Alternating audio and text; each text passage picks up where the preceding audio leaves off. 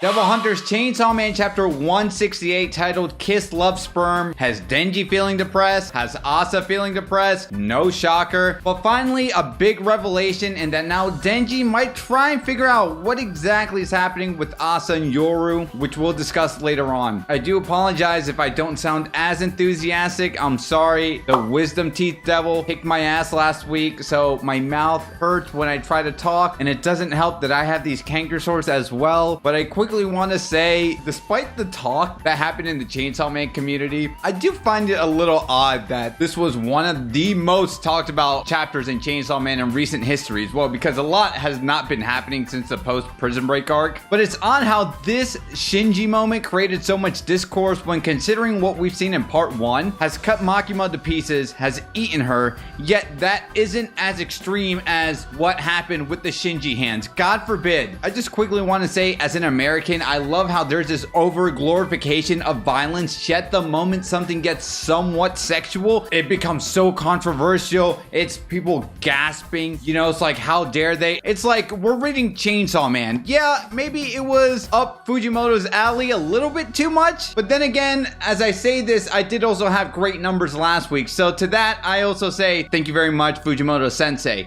Now, let's go ahead and actually discuss what happened in Chainsaw Man chapter 168. Yoru gazes her hand in shock as Denji slumps down. She wipes her hand in disgust, telling him that she only kissed him because it felt good. Gazing at him again, she kisses him once more. Confused, Denji asks if she likes him. Yet Yoru replies that she doesn't, but the other her does, and those feelings flowed into her. So, this right here, Denji is still reeling into shock, and you would think after everything that he's been going through recently, now this is the first opportunity for Asa, because Denji doesn't know that he's talking to Yoru, can say, yes, I kissed you because I like you, and then that's the silver lining in all this craziness that's happened in Denji's life. Yet, that doesn't go down, but Yoru ends up giving Denji mixed signals because as quickly as she turns him down, she ends up kissing him again. Now, for anyone who's been in a relationship, there's something very infatuating in the context of this specific chapter in these panels in chapter 168. There's a lot of confusion going around, and there's something beautiful about that and something also infuriating about that. Now, when you add the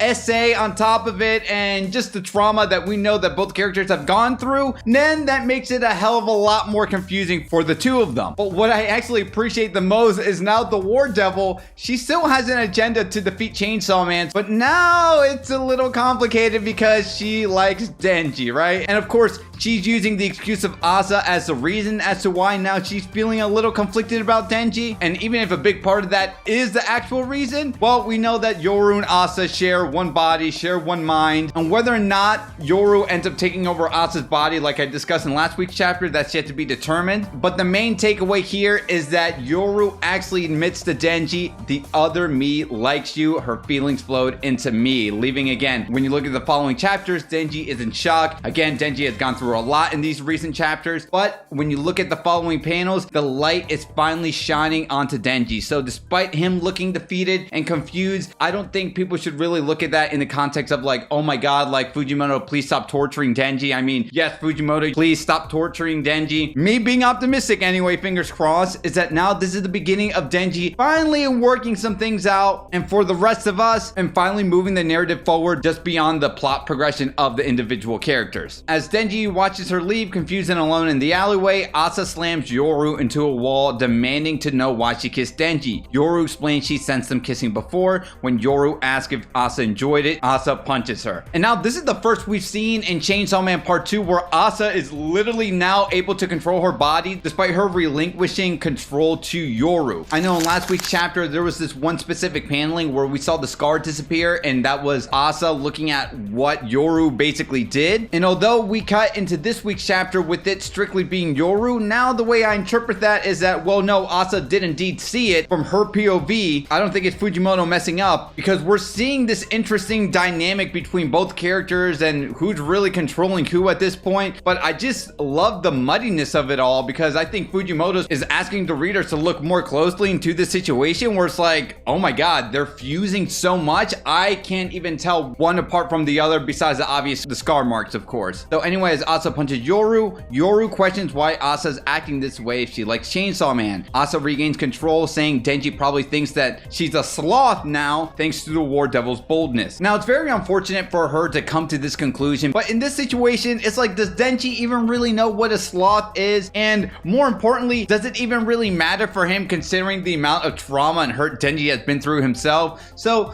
again, this is kind of like the frustrating thing about Chainsaw Man, but I also say this in the context of like the frustrating things about two people who have feelings for each other, but they can't really figure out how to express how the other might interpret them for doing XYZ. In this instance, the kissing and, well, the Shinji hand. And it's really sad for Asa to come to that conclusion of her thinking she's a sloth, and now the self-deprecating hate that comes along with it, because we've seen how much Asa suffered during the Falling Devil arc, where the Falling Devil has even mentioned to Asa that, like, you know, she thinks of her as just very weak-minded, right? Something along those lines. And as opposed to someone like Denji, where when Denji suffers with trauma, he tries to immediately block it out of his mind and then carry on with his life. Asa, no, you shouldn't hate yourself. Denji, yeah, Yoru said something, but in actuality, it means the other. And now when we finally get them back into the train station, both looking in shock, we finally arrive at the sushi place that Fami has mentioned before, with, of course, Fujimoto having a flag that says fresh raw fish testes. It's like, oh man, Fujimoto, you know what you did. I'm not going to comment on whether or not Kobeni's going to be here or Reze's going to be here. At this point, now that we figured out what happened in the alleyways, and has anyone noticed that anything that's involved with Chainsaw Man and alleyways is never going to be a good thing? Now that maybe we can finally progress the story, but look at that. Unfortunately, we have to wait 2 weeks for chapter 169. But let me know what you guys think about this chapter in the comments down below. And of course, we will talk more about this in the live discussion, which you can go ahead and click right here. Take care.